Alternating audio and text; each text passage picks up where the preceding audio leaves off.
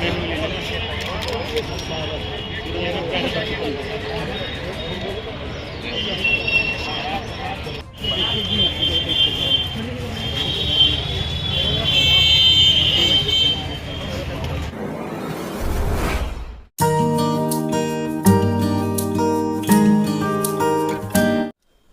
नमस्कार। पूरे देश के अंदर इस समय बहुजनों का सबसे बड़ा जो मुद्दा है वो है बोध गया महाबोधि विहार को ब्राह्मणों के चंगुल से आज़ाद कैसे किया जाए।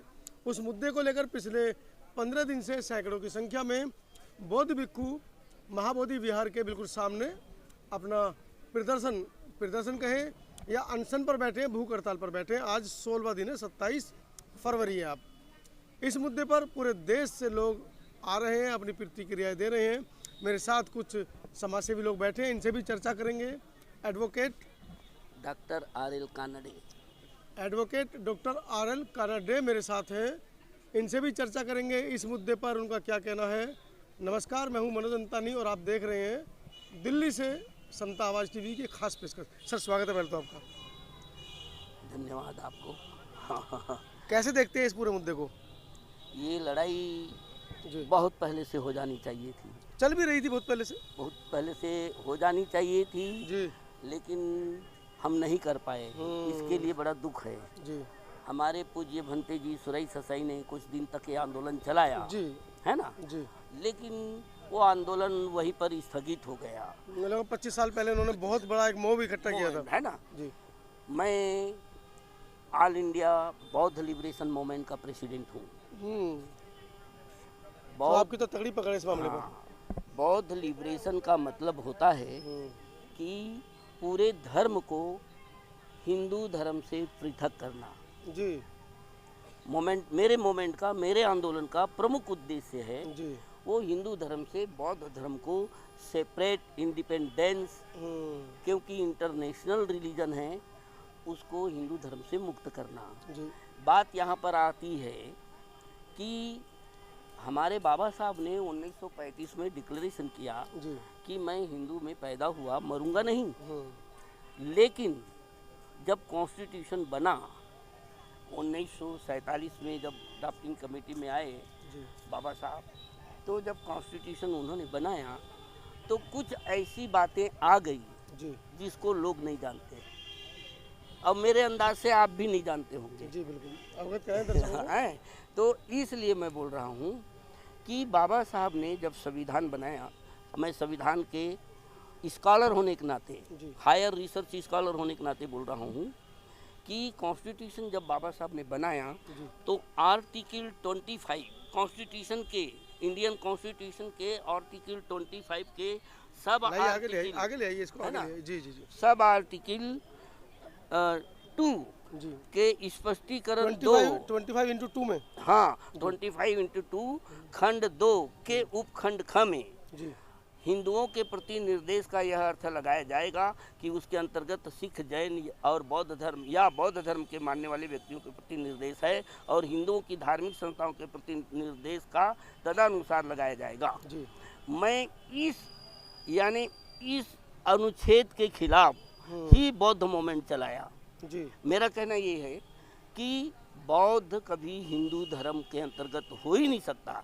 हालांकि बाबा साहब ने लिख दिया, इसलिए उनकी मजबूरी थी कि उस समय कोई भी दलित वर्ग का आदमी, शेड्यूल कास्ट, शेड्यूल ट्राइब, शूद्र वर्ग का आदमी कोई भी बुद्धिस्ट नहीं था। इतिहास उसके पहले बौद्ध रहे होंगे, लेकिन एट प्रेजेंट में जब कॉन्स्टिट्यूशन का निर्माण हुआ उस समय ऐसी परिस्थितियाँ नहीं थी। यही कारण है कि बाबा साहब को बौद्ध धर्म किसने ग्रहण कराया? चंद्रमणि ने। वो बौद्ध नहीं थे? मैं वो नहीं कह रहा हूँ जी।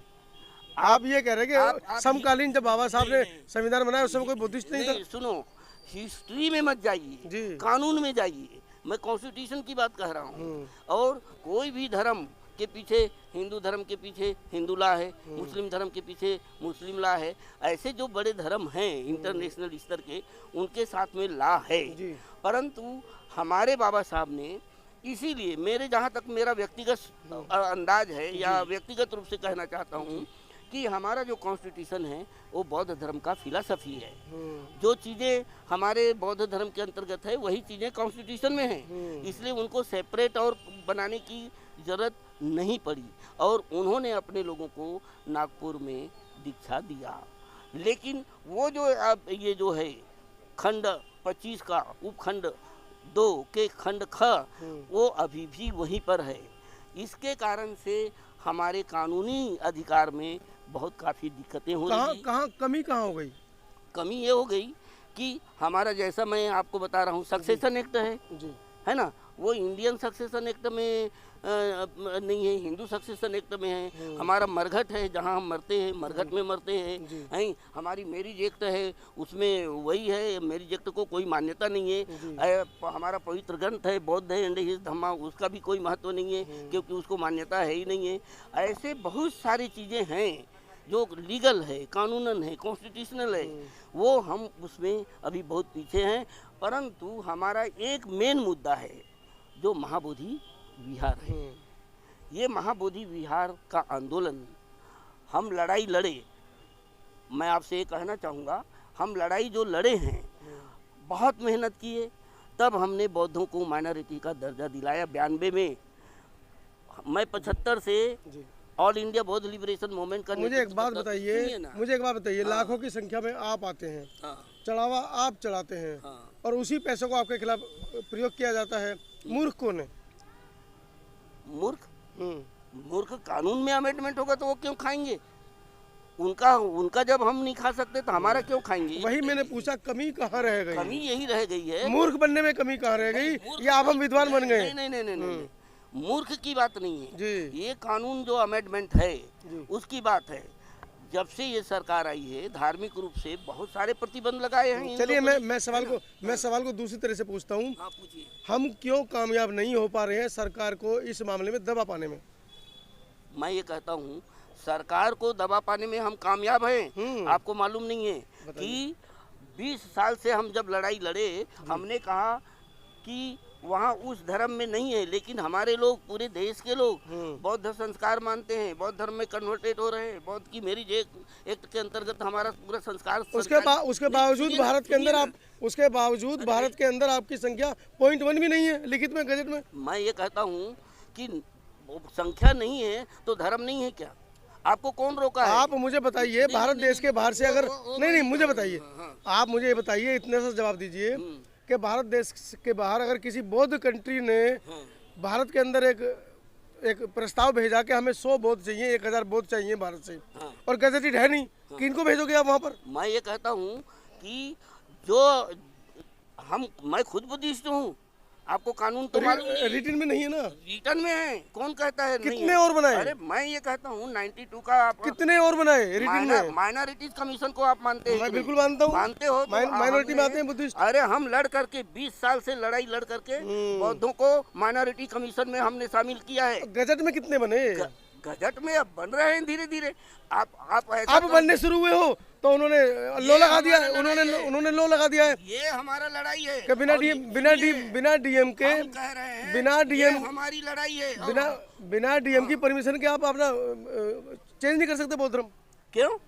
आपको पता नहीं है कानून बन के आ गए उसके ऊपर? हम कानून बनाएंगे, चेंज करना पड़ेगा। हाँ, ये सरकार बनानी पड़ेगी, लोकसभा राज्यसभा उसके लिए। माइनॉरिटी कमीशन में हमने लाया, कितना आंदोलन हुआ। हमने माइनॉरिटी कमीशन में 1992 में लाए, और आपको मालूम होना चाहिए कि माई साहब अम्बेडकर, जो बाबा साहब की पत्नी थी, हम जिसे माई साहब कहते हैं, उसको मैंने बौद्ध लिबरेशन मूवमेंट में बुलवाया। जस्टिस वहाने को बुलवाया राजनांदगांव में, ये रिकॉर्ड है यहाँ पर मेरे पास, और वो भी आए कानूनी दृष्टिकोण से। जस्टिस बॉम्बे हाई कोर्ट के मेरा कहना मात्र इतना सा है, भारतीय बौद्ध महासभा हर साल बुद्धिस्ट जो 14 अप्रैल पे जो प्रोग्राम होते हैं, 14 अक्टूबर पे जो प्रोग्राम होते हैं, वो हर साल हजारों लोगों को ओथ दिलाती है कि हम बुद्धिस्ट बनेंगे। बाबा साहब की 22 प्रतिज्ञा दिलवाते हैं। एक मंत्री को पद भी छोड़ना पड़ा, लेकिन गजट में क्यों नहीं आ पाते हैं? गजट में लाने के लिए सरकार तो वही तो सरकार अड़ंगा कर रही ना, उसी के खिलाफ तो हमारी लड़ाई है। फिर ये विदेश में जाते क्यों बोलते हैं हम बौद्ध धर्म के देश से आए हैं? ये सब क्या है? आपको पता है? हाँ। विदेशों में कितने बौद्ध जाते हैं? मैं ये कहता सारे हूँ, ब्राह्मण जिन्होंने गजट में बहुत बना रखा है वो जाते हैं। आपका कितना आपको अनुभव है मैं नहीं कह सकता। जी, आसाम, लद्दाख, लेह, यहाँ आदिवासी लोग बुद्धिस्ट हैं। मैं अपना अनुभव साझा करना नहीं चाहता, मैं आपका अनुभव अपने दर्शकों तक ले जाना चाहता हूँ। मेरे को दर्शकों तक ले जाना चाहते हो। दर्शक जिस दिन मेरे को जान जाएंगे ना, उस दिन ये लड़ाई विजय हो जाएगा। इसीलिए तो आपको उकसाया जा रहा है। मैं ये कह रहा हूँ, जो आदमी बौद्ध को अल्पसंख्यक का दर्जा दिला सकता है तो ये लड़ाई नहीं लड़ सकता। मेरा एक मुद्दा है कि बौद्ध लोग हिंदू धर्म के अंतर्गत जो कॉन्स्टिट्यूशन में है उस आर्टिकल को विलोपित किया जाए। जब धर्म हमारा सेपरेट होगा तो महाबोधि विहार ऑटोमेटिक सेपरेट हो जाएगा। 1992 में अमेंडमेंट हुआ। मैंने 1992 हमारी भी सुन लीजिए जनाब। 12 तारीख को है ना, 12/2 को राष्ट्रपति महोदया को मैंने लिखा है कि आप इस ढंग से काम नहीं कर सकते। उससे क्या हुआ? उसे नहीं होगा तो क्या? लेटर है राष्ट्रपति का? नहीं आएगा, क्यों नहीं आएगा? मैं मोदी जी से रोज कहता हूँ, मोदी जी सरकार में संशोधन करो, नहीं सुनते। आपने राष्ट्रपति को लेटर भेज दिया, उससे हुआ क्या? मैं आपको एक काम बता देना चाहता हूँ। दो बताइए। ये देखिए, इसको पढ़िए। आप बताइए। आप हैं डॉक्टर आर.एल. कांडे, है ना, अधिवक्ता doctor MA, B.Ed, LLB, LLM, PhD हूँ मैं। सिंगल पर्सन हूँ, रिजर्वेशन में PhD करने वाला। एक बात बता देता हूँ, और मैं राष्ट्रपति पद का कैंडिडेट हूँ 22 में।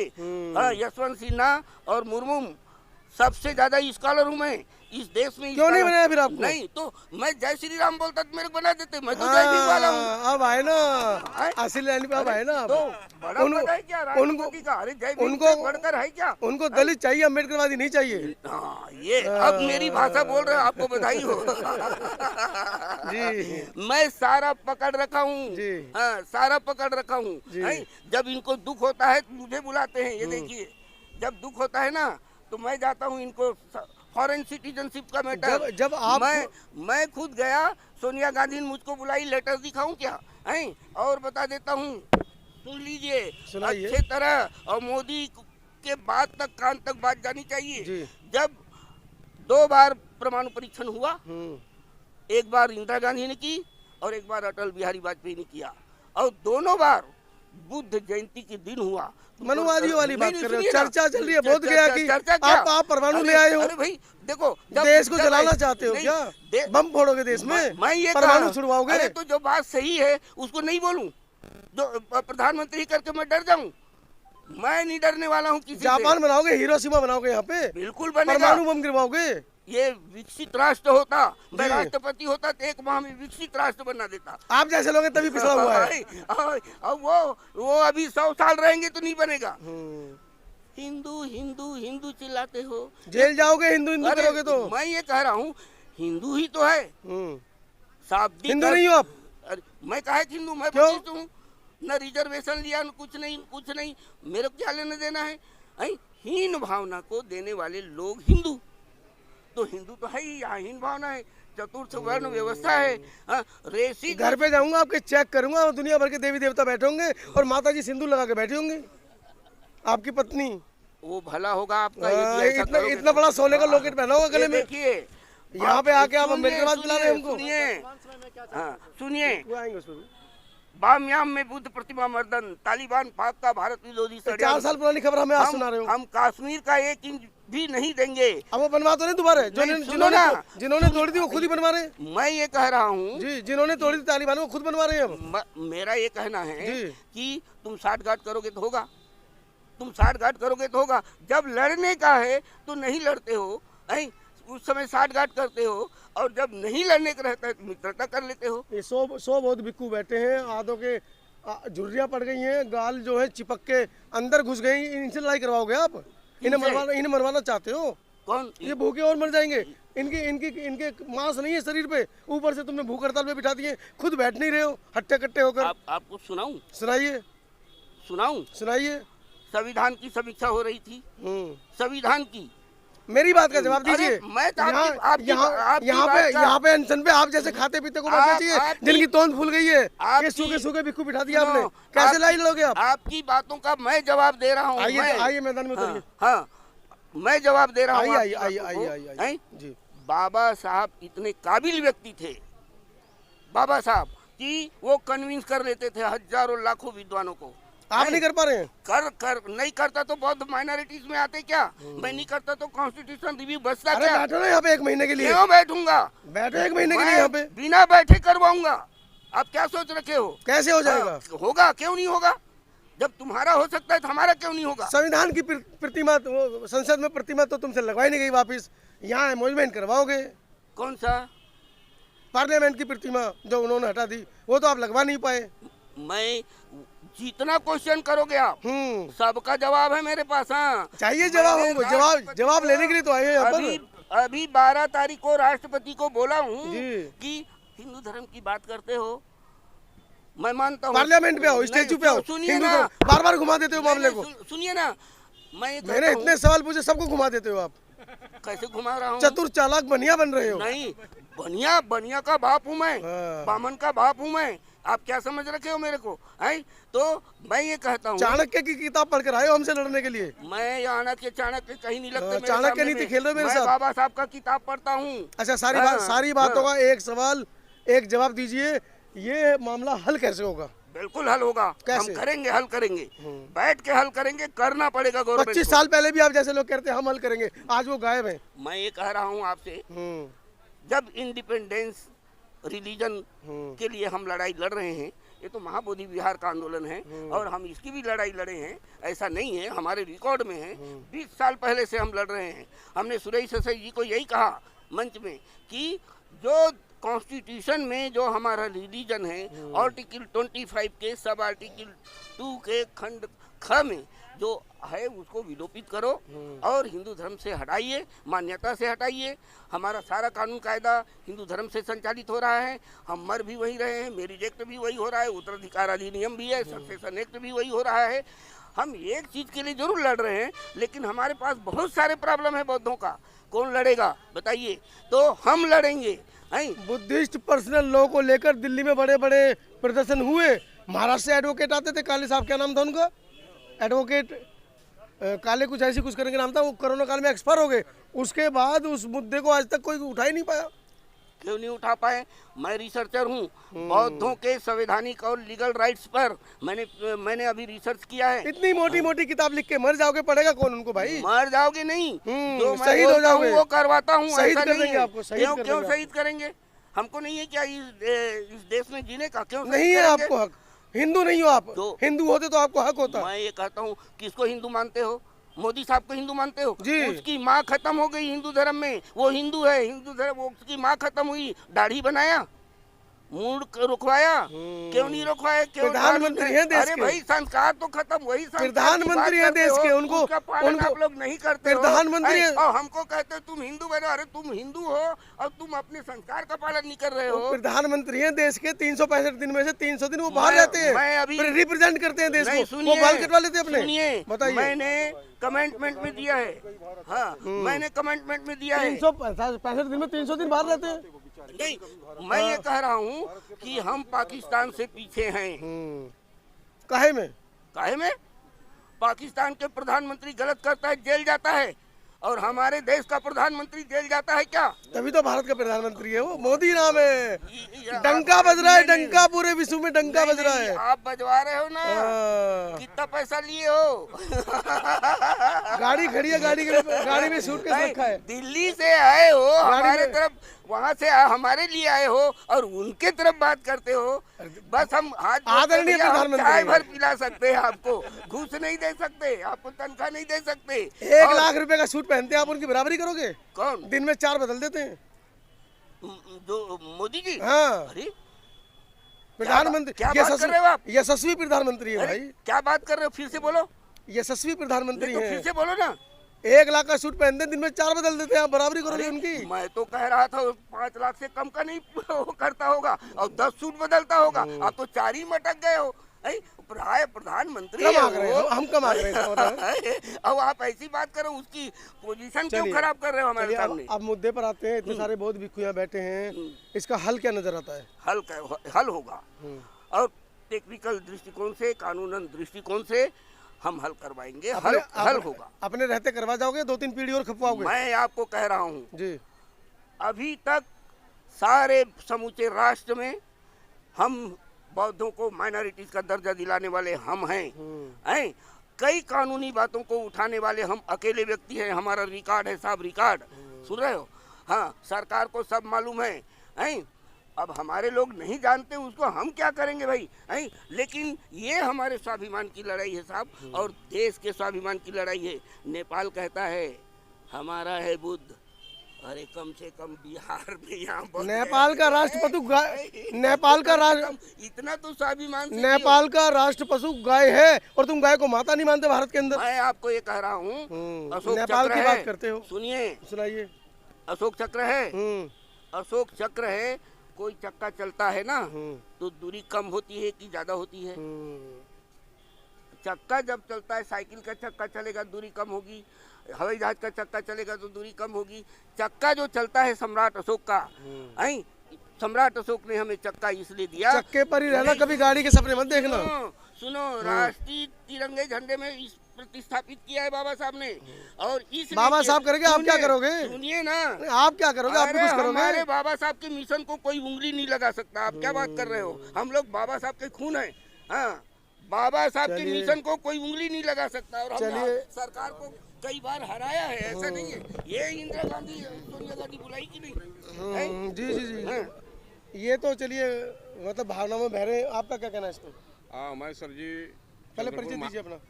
मैं अरुण घायवणु, पीपल नायक के संपादक हूँ, और मैं चंद्रपुर, हाँ, चंद्रपुर महाराष्ट्र से आया हूँ, और कंटिन्यू 12 तारीख से जहाँ पे जो महाबोधि महावीर का मुक्ति आंदोलन चल रहा है, उस आंदोलन में हम पूरे दिन, मेरी मिसेज और मैं, हाँ, यहाँ पे सोते हैं। हाँ, और यहाँ पे सोते हैं। मैं समता आवाज की आपके चैनल को मैं धन्यवाद देता हूँ। नमो बुद्धाय, जय भीम, जय संविधान सर जी।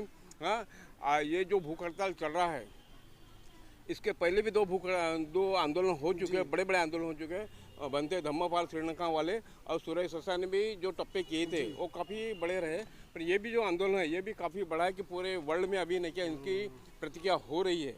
और मेरा कहना है कि जो अगर सभी रिलीजन का, सभी धर्मों का अपने लोगों का उनके मजहब में अधिकार है, फिर हमारा जो महाबोधि महाविहार है हजारों साल पहले, 2500 साल पहले सम्राट अशोक ने बनाया है, उसमें सारे प्रूफ है। और ये world heritage centre, world heritage Vihar है जो पूरे विश्व का धरोहर है, तो फिर ये देने में क्या हरकत है हमें?